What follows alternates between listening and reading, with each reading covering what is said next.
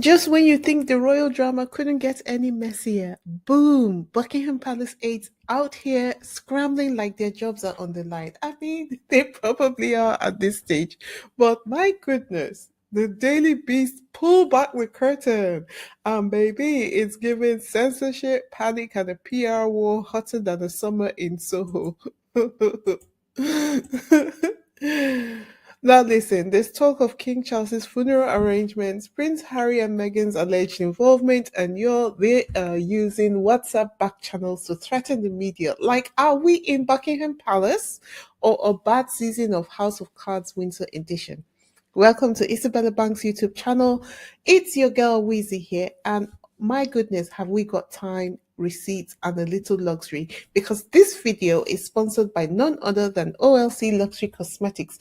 Our skincare queen, Lauren, is in the building later to spill her own tea. But first, let's get into this royal hot mess.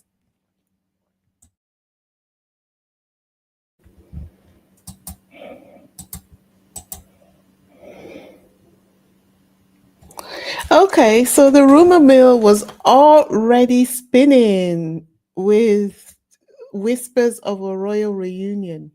Well, that was cute and everything, but it was also shocking all at the same time. So many different opinions. I was almost tempted to come online to say my piece because, there were dissertations, there were reviews, and long, long discussions about the do's, the don'ts. The polls were all out in force on the anti Sussex platforms as well.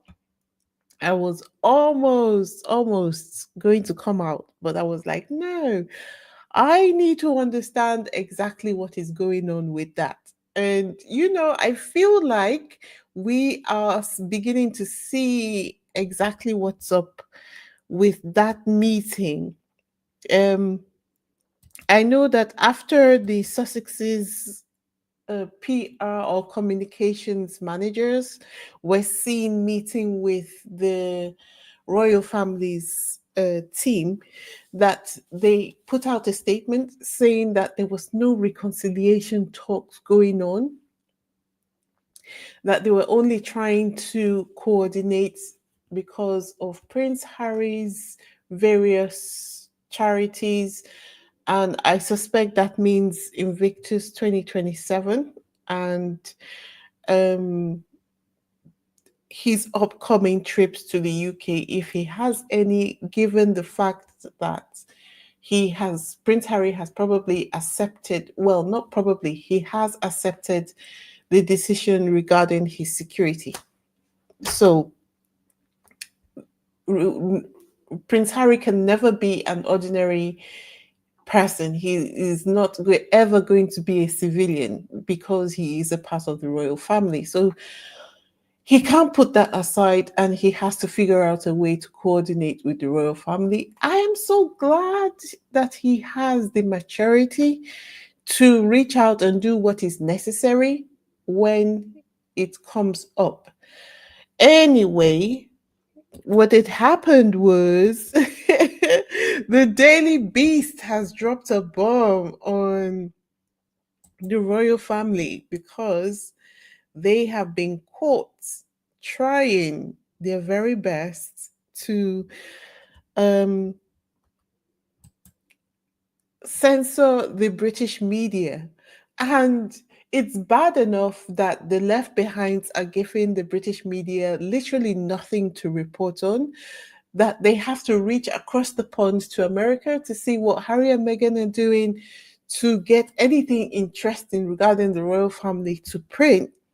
And then when something interesting does come up, you're busy telling them that you can't talk about it. Anyway, so the Buckingham Palace aides weren't playing nice behind the scenes and they were busy um, trying to shut down media outlets from reporting on the funeral plans for King Charles and the Sussexes' role behind it. When I saw those articles come out right from the Telegraph last week, it was just a standalone, very odd article to be seen in the midst of everything else that they were talking about. I found it very odd as well, just the same way I found this, should I say, expose of the Sussexes and the royal family's team meeting. It was just out of the blue from nowhere. Like there was no context to it. So I was just like, okay, I think it's better to just wait and see what Harry and Meghan are doing with it. And even though they can't give us a blow by blow of what they're doing, well, at least we can go by what they are saying. And what was their reaction to it? Well, their reaction to the communications team's meeting was that there's nothing about reconciliation here. But the fact of the matter is, because Prince Harry is from the royal family, he's got Invictus stuff to do in 2027.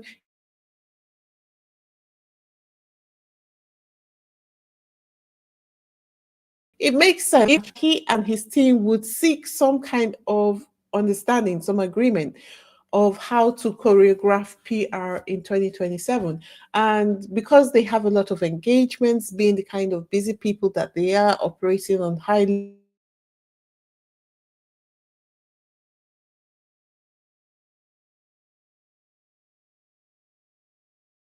levels of 27, and that sounds like it's 2 whole years away. Yeah, but they need to start talking about it early, right? So but that came from nowhere, just the same way the discussion about what the Sussex's role in King Charles's funeral, that article, that story just came out of nowhere. Like, what are we talking about here? And when I looked around, I didn't really want to talk about it as well, because I felt like, okay, when you look around it, really, if you're looking critically at the Sussex world newscape, the news around the Sussexes, everything had calmed down. Everything was totally calm. There was nothing going on. So I thought, okay, this is just news that they're trying to, this is just a story that they're trying to use to generate news. It's just like they're trying for a viral moment here. So I just completely ignored it. And same, but I didn't want to, I ignored it and I didn't say anything about it. And then when the Sussex's team were seen meeting with the Buckingham Palace communications team, I didn't want to talk about that as well, just because I knew that we will never get the truth. We will never get the truth from the British media outlets. So I wanted to hear what the American outlets will have to say about it. And sure enough, what they're saying is totally different from what the royal family team are doing. I'm sure that they feel so unhappy that they have to deal with them, but deal with them they must, and they will put their best face forward while they're doing so. So, anyway, um,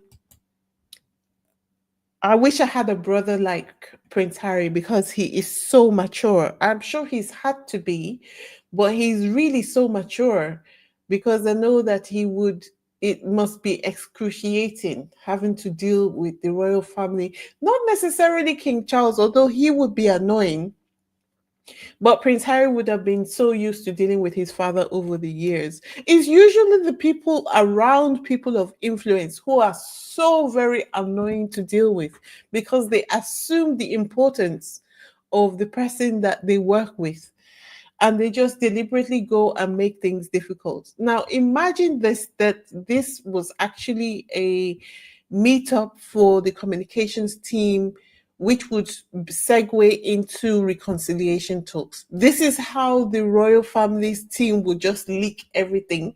Why? Because the royal family are literally owned by the media, putting Prince Harry and his team at risk. You know, that's so annoying. It's really crazy that this is where the royal family find themselves, and they would rather do whatever it is that the media asks them to do, so that they don't release their secrets. But anyway, It seems like the media are getting really fed up dealing with the royal family because now the Daily Beasts are the ones who are now turning on Buckingham Palace aides.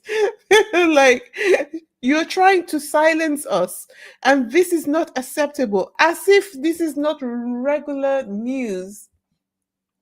They work hand in hand with the royal family to suppress stories that they don't want the public to know about on a regular basis. It's just that this time around, there's nothing else for them to report on. So they are not really happy about having a story that could generate some clicks online, and they're being told in very imperious terms as well that they can't talk about what's going on. It wasn't just the shades that they were threatening. It was like, don't print that, or else. The audacity, I should say. But we already knew this kind of relationship existed. I mean, Prince Harry even talked about it, and they denied it, and they abused him left and right, up and down, for daring to say that a relationship, a symbiotic relationship, existed between the media and the royal family. Anyway, before I break this scandal down further, let's pause for a moment. If this is your first time here, welcome. Please take a moment to hit the subscribe button, give this video a thumbs up, and leave your thoughts in the comment section. I would love to hear from you. If you have visited before and you haven't yet subscribed, what are you waiting on? It gets good over here. I am the original shade assassin, and it's often laughs and giggles while reporting facts, as well as much facts as we can gather over here. So go ahead, click the subscribe button. And just because my analytics usually tells me that you have 10,000 new viewers every month, right? And yet I'm still on 6,000 subscribers. Well, go on. Please check and see whether you're actually subscribed to my channel, and go ahead to subscribe. The videos are for free to you. So the only thing you can use to pay me for the job that I do is your subscription. So go on, be nice. And subscribe. To my loyal supporters who have been with me from the beginning, thank you so much for sticking with me on the journey. Thank you very much for being patient with me as when I decide to do deep dives and I don't come online about for some time. Let me say about a week now. I haven't been here, and after that, I did a deep dive, and then after that, I went to oh, I was told that the very posh people pronounce it. I was saying it's Althorp, but they said no, it's not Althorp, it's Althorp. So the posh, I'm going to be saying it the way the posh people do. It's all. I went off to Althorp, and I know I haven't uploaded the video and the content that I got from there, but I will be doing that. Bear with, because I have very average video editing skills, and I'm just trying to work through putting it together in a way that makes sense for people to view. Anyway, all of that said, let's get back to the real chaos in the kingdom. So I reckon that something is really off, because in all of this that is happening, Buckingham Palace is out here looking squeaky clean. But let me first of all read you the article that I saw. Um, Hold on. Let me share that article with you. This article on the screen, it needs to be shared. Hold on a second. So I just share this article with you, and hold on.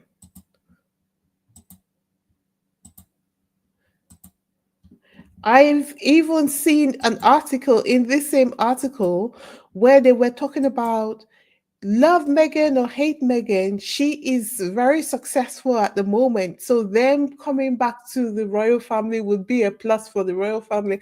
I was like, what would they need to come back to the royal family for? There is nothing in the royal family which is as advantageous as there being in America. The only thing that I would think that would be an incentive is security, but they can get that with time. So, what are we talking about? Anyway, so the article in question is this one where it says desperate royals try to censor leaked king's funeral plans. It says Buckingham Palace went to war with Fleet Street after a scoop exposed London Bridge blueprint, putting Harry and Meghan center stage. Buckingham Palace's top aides are in a tailspin after leaked plans for the death of King Charles made it into the media, sparking a huge censorship operation to contain the spill. The leak to the Daily Telegraph revealed details, including how Prince Harry and his wife Meghan Markle, the Duke and Duchess of Sussex, would be central to the current British monarch's funeral, something officials are actively planning as he battles cancer. It comes despite the public fracturing of the king's relationship with his younger son, who has also been at loggerheads with brother William. Prince William will have become king by the time of Charles's funeral. Plans for the funeral, code-named London Bridge, are the most sensitive of royal secrets, meticulously planned by courtiers and ultimately overseen by the king himself. When the Telegraph published the revelations on its front page with the headline Prince Harry and Meghan at heart of King's funeral plans, it was the first substantive insight British papers had given their viewers into an event of world significance. But as soon as it was published, courtiers began an extraordinary operation to stop word of any future reconciliation spreading, even though the Daily Beast can disclose that the leak originated from within Buckingham Palace's planning operation. Insiders say the remarkable episode offers an insight into the kind of iron fist in a velvet glove activities that take place behind the curtain of the British royal family as it seeks to control the narrative around the institution. Multiple sources have told the Daily Beast that the king's most senior tail spin doctor, Tobin Andrea, had a meltdown on the phone to editors at the Telegraph, a reliably pro Monarchy publication about its London Bridge story. These new details about London Bridge, including that Harry and Meghan will be invited for central roles and that the mourning period will be shortened, had found their way to the Telegraph exclusively, said a well placed Fleet Street source. There was a conversation with the Palace's communication team ahead of the publication.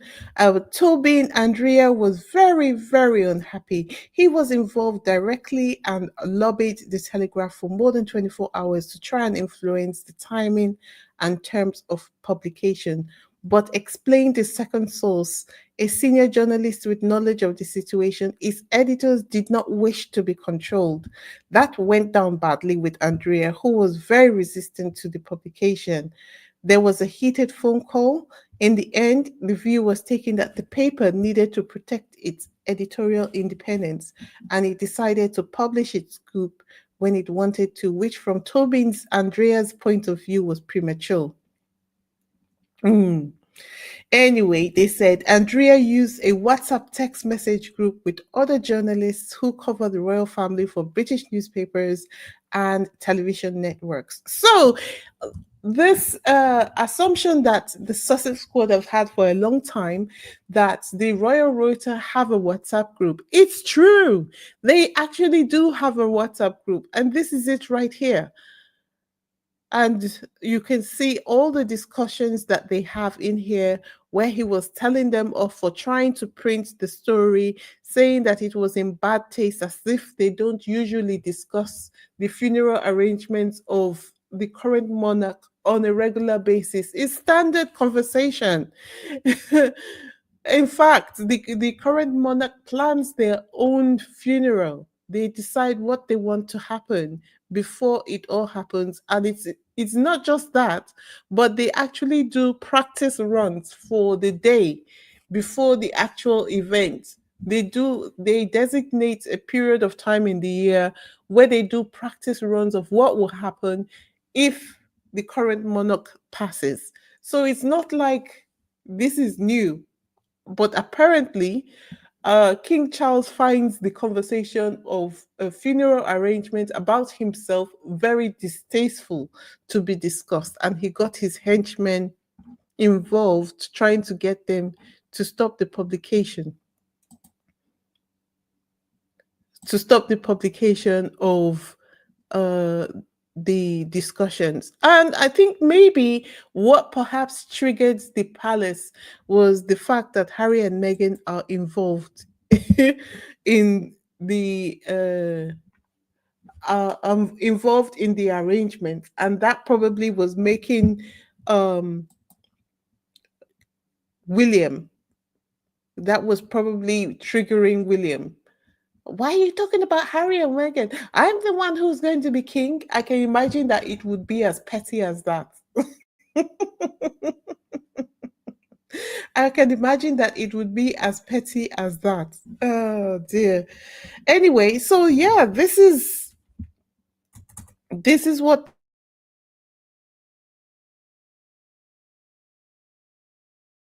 they're dealing with at the who is at the center of this whole thing right now, and that is Tobin Andrea. For those who are not following, he is actually a former editor of the Daily Mail. And who is Harry suing? Who is Harry suing at the moment? The Daily Mail. Oh, somebody says I'm going in and out. Can you guys hear me now?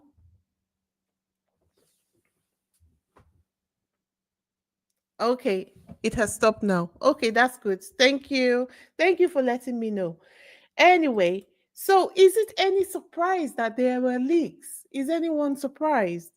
The amount of play acting that they do in the royal family, in the media, it just beggars my imagination, because once you understand that this man used to be a former editor in the Daily Mail, then you understand the reason why there was a leak of the meeting between the two comms teams, right?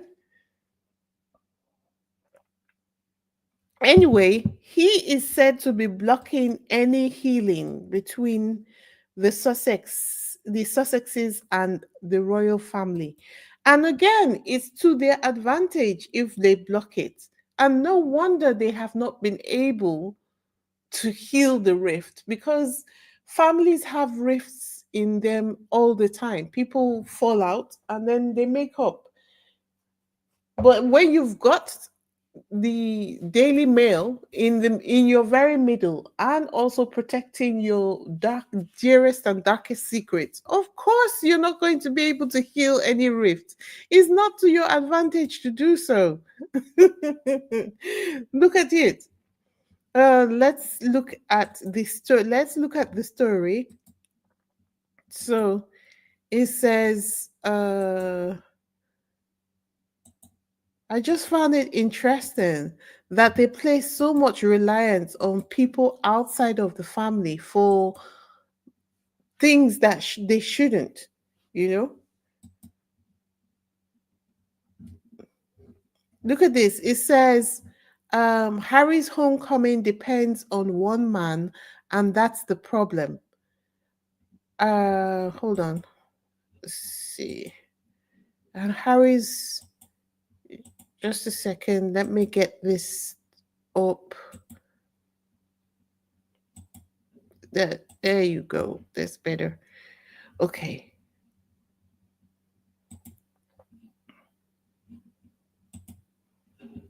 Uh,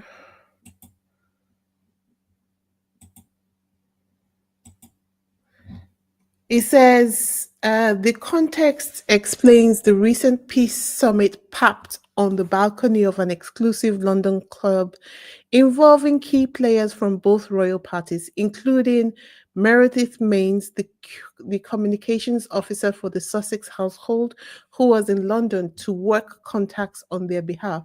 She also happens to be the woman who set up Harry's BBC interview in May, the one where he fronted the idea of a potential reconciliation. Please note that the prince has long ago dropped demands for an apology and makes no pretense of missing aspects of royal life. The crazy palace meals keep members of his family and Britain more generally.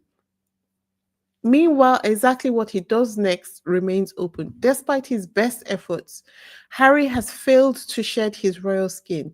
A snide article in Vanity Fair earlier this year pointed out that the Duke has the world's greatest manners and comes across as the sort of bloke who would happily work for charities for the rest of his life and would be happy if Meghan made all the money. Once a royal, always a royal. Fortunately, Meghan's as ever brand is Harry's new equivalent of a sovereign grant. This Duchess's success, love her or hate her, Meghan enjoys traction. See that? It must they must feel so bad to be have to say Meghan's success frees him up to build British bridges. It helps that the Sussex's commercial tanks are no longer parked on the royal lawn. Petals, sprinkles, raspberry jam, and emotive podcasts are a welcome anodyne replacement for earlier relentless attacks against the British monarchy. So far, so good. No wonder Toby and Andrea, the King and Queen's communication advisor, turned up to meet Meredith Mains at the Royal Overseas League, clutching a bottle of royal approved wine. Okay, so we can see uh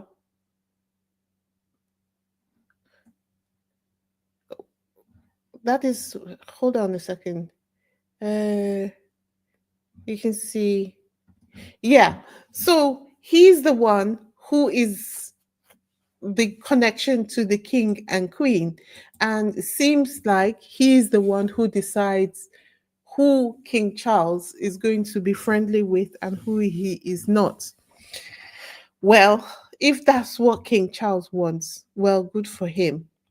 You know, I think it will be in history that he is the only monarch who has been unable to maintain relationship with his only two children in this world, while he has been paying all the attention to his stepchildren. So good for him if that is what he wants. Um, But for me, it's kind of giving full on briefing war between Buckingham Palace and Kensington Palace. Because let's be honest, Buckingham Palace is finally playing smart. If they are playing smart, they're finally playing smart because it makes no sense for Invictus to be coming to Birmingham. And then the same thing that happened when Invictus was celebrating their 10th anniversary happens again. Coordinating PR ahead of Invictus, that only makes sense. That strategy. Meanwhile, William seems to be playing checkers with a PR team that thinks Twitter is a crisis strategy. But can you blame him though? I think this is what William is a poster child for what happens when you overpamper a child. And they say that siblings play by different rules, but only one of them is suing the British tabloids and winning. So there's that. Anyway, guys, tell me, what do you think? Let me look at your comments. Let me look at your comments. What do you think about all of this? What do you think about all of this? Lorna says, so when you hire the snake for your staff, you don't expect to get eaten. Yes, it's so silly. It is so silly. Once I saw that the man was a former editor for the Daily Fail, I was like, why are you expecting anything different? And no wonder the relationship between Harry and the royal family has been so bad. Because, yes, those people are rubbish, but it doesn't help when the people around you have their own motive for the relationship never getting better. They would never they would never encourage you to heal the relationship. So is it any wonder that the relationship has never healed? It's never any wonder. um Lorna again says no one knows how much investment Harry has in Better Up or other investments. And yes, I feel like, yeah, I saw that where they're trying to say that Harry is now relying on Meghan for money. Well, if he is, so it's not their money, it's Meghan's money. That's one. Number two, I feel like um they're deliberately keeping Harry's sources of income on the down low because they know that they go after all their investments. Trying, they have shown their hand literally in the article saying that Meghan's success has been a replacement for the sovereign grant. So that is what they were after all the while, to try and make sure that they're not successful, so that the sovereign grant, which it seemed to be like what everybody should aim to be a recipient of a grant from the sovereign grant should aim for. But Harry doesn't need that anymore because Meghan is obviously successful, and that is why they were attacking Meghan's business so hard. They're literally admitting it in the paper. Gwen says, instead of William and clueless, vindictive Kate trying to hurt Harry and Meghan, they need to pay attention to their own kids' behavior. I saw that. I saw that. Frugally fine. I wish they would change the Invictus location so Meghan can go and they can have some peace. I wish they would too. I wish they would too. But I think Harry um, recused himself because he has a vested interest in the decision making. And you know that if he had participated, they would have said he would have tried to influence the decision. But I am not looking forward to 2027 because I know that they're going to do anything and everything. So uh, I wish it was possible to. I don't know what he can do to protect himself from protecting Invictus Games, but he needs to do a lot more. But perhaps this is part of the process that the communications team came to the UK to start to see. But I'm sure that they're working furiously behind the scenes to see what they can do. But I tell you what Prince Harry is doing. He says, while you're over there in the UK talking about reconciliation, I'm over here in Angola doing work. How about that? And the British press are not welcome to listen to the speeches or participate in all any of my activities whatsoever. How about that? So he has shown clearly that he doesn't intend to engage with the British media, and they are very furious about that as well. And Meghan is taking all the blame for that she's rubbing salt into his wounds. Anyway, but our girl Megan is no longer caring about that, and that's fine. Um, what's this? Uh, Barbara says, "Hello everyone. Prince Harry owns Travelist, which is worth $3 trillion, and he also negotiated a $1 billion deal on investments on Wall Street. Those are facts. Actually, just to correct you a little bit, Travelist is not worth 3 trillion. What it has is partners, which their combined worth is 3 trillion. I know that if I read that out without adding context to it, somebody is going to send me an email or leave a comment under my video saying exactly what I just explained. Prudence Montague, they just need to stay right here in the US. That's where the Lord has planted his footsteps. Well, Unfortunately, he's not able to do that. I wish, I was thinking about it. I wish he could delegate his usual appearance at the Invictus games to somebody else. So that he doesn't need to be here. Because if he's here, if he does that, you will see that the Invictus games won't even get any of the attention. But I hope that when he does come, he has a whole team, like triple the team around him, so that because he's not going to be able to shut out the British media, he's not going to be able to shut all of them out unless he gets a deal where he's only got one media outlet sharing information to the others. I think that's the best deal that he can get. But he's not going to be able to shut them out completely the way he was able to shut them out when he went to Angola, for instance. Mm. Anyway, guys, yeah, the video of my trip to Althorp is coming up. Don't worry, I'm going to share all the um, videos and photographs that I took. It was gorgeous. There's a gift shop there. I got an apron and I got a mug, an Althorp mug. So I've got royal mugs and a royal apron in my arsenal. Um, and I'll be sharing all of that with you when I prepare the video when later on. Anyway, guys, that's all I've got. Um, Thanks for tuning in. Thanks for joining me this evening. And until next time, this is Weezy signing off. Peace.